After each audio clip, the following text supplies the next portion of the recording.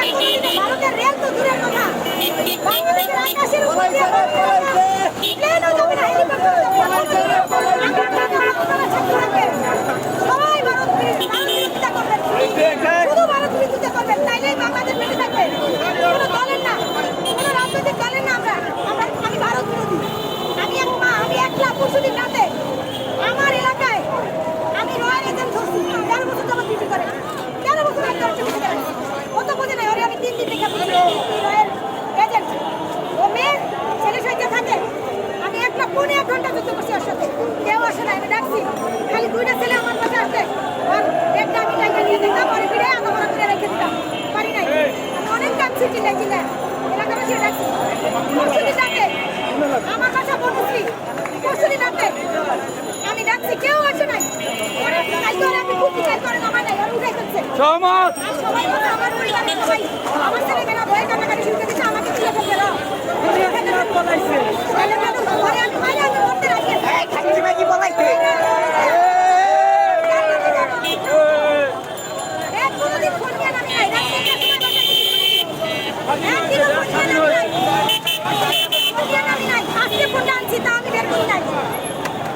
শুধু কাজ করছি, শুধু কাজ করছি, কোনো মহিলা নামবে না, কথা বলে না। সবাই আমি নামাইছি, নামার পরে আমি কোনো গান করছি, আমি কিছু করছি, আমি গান গাইছি, আমি আবৃত্তি করছি, রবীন্দ্র কবিতা একলা আমি করছি, কিন্তু আমার কাছে কোনো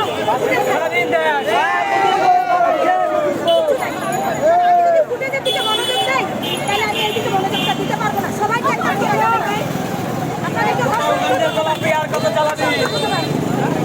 সবাই ভালো থাকে, যে যেখানে আছে প্রত্যেকে শুধু ভারতের বিরুদ্ধে শব্দ উচ্চারণ করবো। হাসিনার নাম মুখে নেওয়ার দরকার নাই। এই দেশের থেকে ভারত বিতাড়িত হইলে বাংলাদেশের স্বাধীনতা অক্ষুণ্ণ থাকবে, সার্বভৌমত্ব অক্ষুণ্ণ থাকবে। এটা আমাদেরকে জানতে হবে। আমরা কোনো রাজনৈতিক দলের ছত্রছায়ায় থাকি না। আমরা এই দেশের দেশপ্রেমিক জনগণ, দেশপ্রেমিক আমজনতা। আমরা আমার দেশের মাটি আমার প্রাণের চেয়েও থাকি, আমার কাছে আমার প্রাণের চেয়েও মূল্যবান। শুধু এই জায়গাটা থেকে আমি নামছি, 15টা বছর অনেক সহ্য করেছি, বিশ্বাস করতে পারি না।